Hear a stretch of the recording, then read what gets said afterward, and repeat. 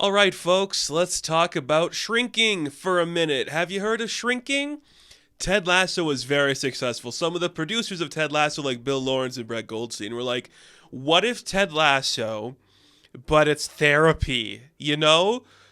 Sure bet, right? Look, if you are somebody who made Apple TV's Ted Lasso, you go make whatever you want. That show has earned its place in the stars of television goodness.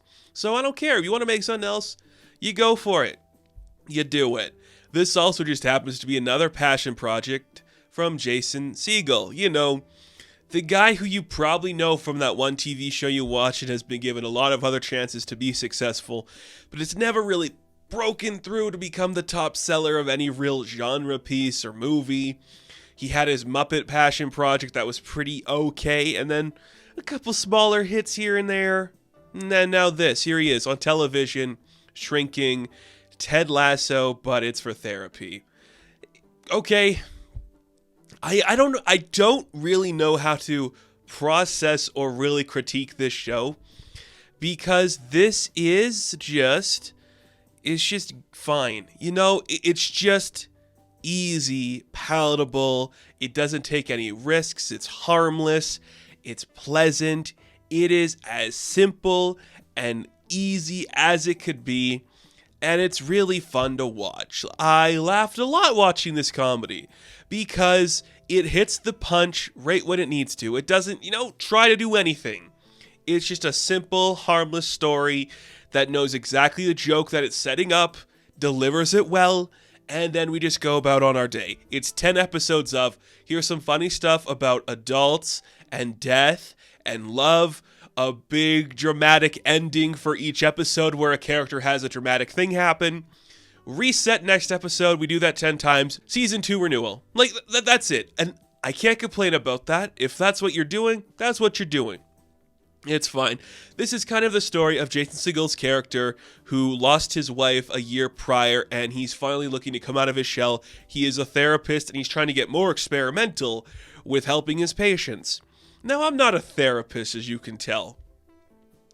I don't know if a therapist would think this is a good interpretation of them, or a bad one, or if it's like, he's doing the things we all wish we could do. I don't know.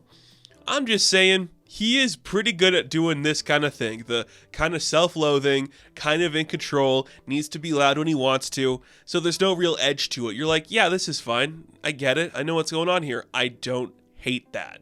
It is exactly what he wants to do, so why should I complain? He knows what he's capable of. You do it, dude.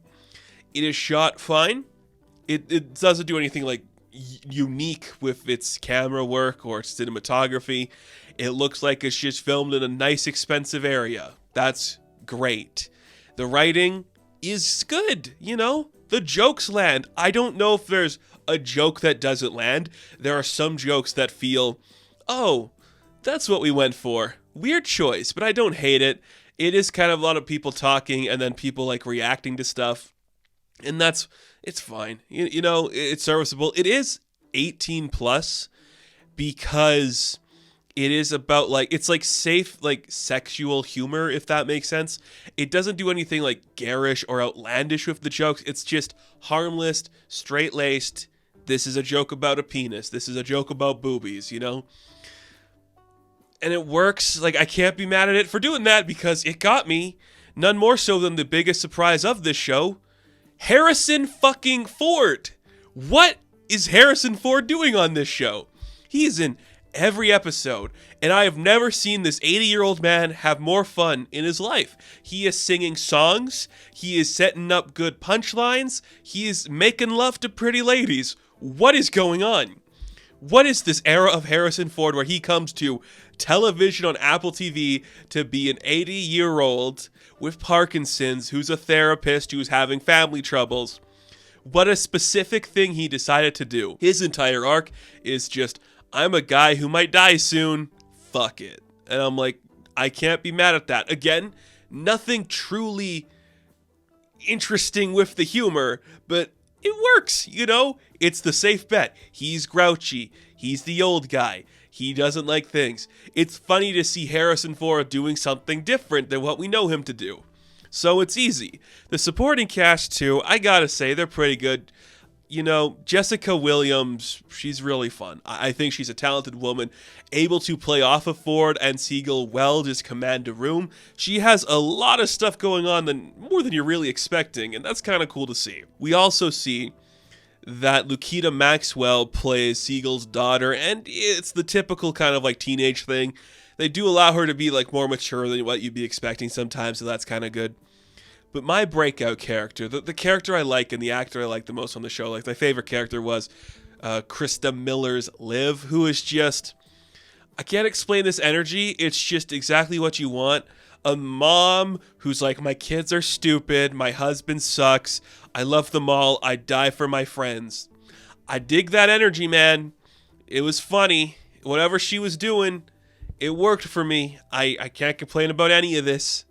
It's an easy, straight-laced show with no edge. It's harmless, it's playful, it's funny, and it works. That's it. Don't go looking at this for any real therapy advice, but it gets the job done. It gets the job done. And honestly, what more could you ask for from a show like this?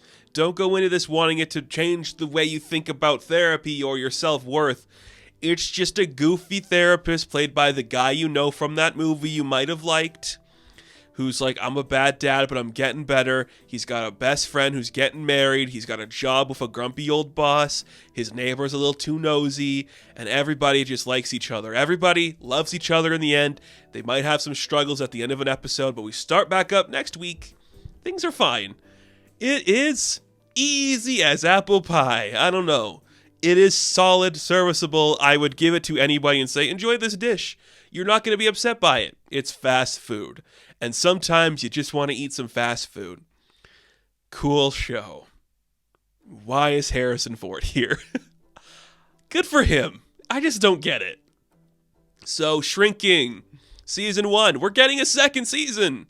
I'm going to give a 7 out of 10. And thank you all for watching this review. Be sure to like and subscribe to the channel.